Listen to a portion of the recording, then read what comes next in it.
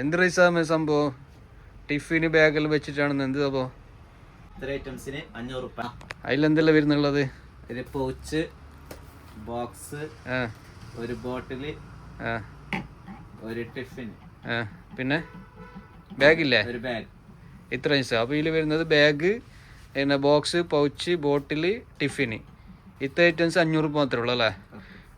ടിഫിനെല്ലാം എത്ര പൈസ വരുന്നത്? ടിഫിന് 100 രൂപയാണ്.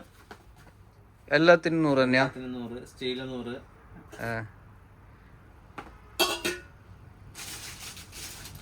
എല്ലാം 100 തന്നെയാ? എല്ലാം 100 രൂപ.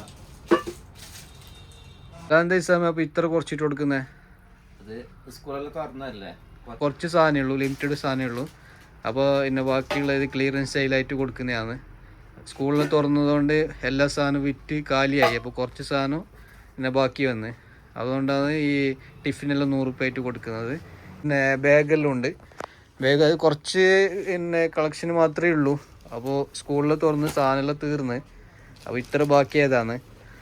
അപ്പോൾ ഇതും കൂടി വിറ്റ് തീർക്കാവുന്ന പ്ലാനിലാണ് ഇത് കൊടുക്കുന്നത്. അപ്പോൾ പിന്നെ സ്കൂൾ ഐറ്റംസ് വാങ്ങാത്ത ആൾക്കൊരു ഗോൾഡൻ ചാൻസ് ആണ്. ഇതെല്ലാം ആകെ പിന്നെ ചെറിയ പൈസയുള്ളൂ. പിന്നെ 50-70% ഓഫിലാണ് ഇത് കൊടുക്കുന്നുള്ളത്. സ്കൂബീഡിൻ്റെ ബാഗെല്ലാം ഉണ്ട്.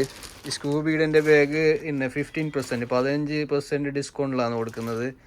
ഇതും കുറച്ച് ഐറ്റംസേ ഉള്ളൂ. നിങ്ങൾക്ക് എവിടെ പോയി കഴിഞ്ഞെങ്കിലും പിന്നെ ഈ പ്രൈസിൽ സാധനം കിട്ടിയില്ല.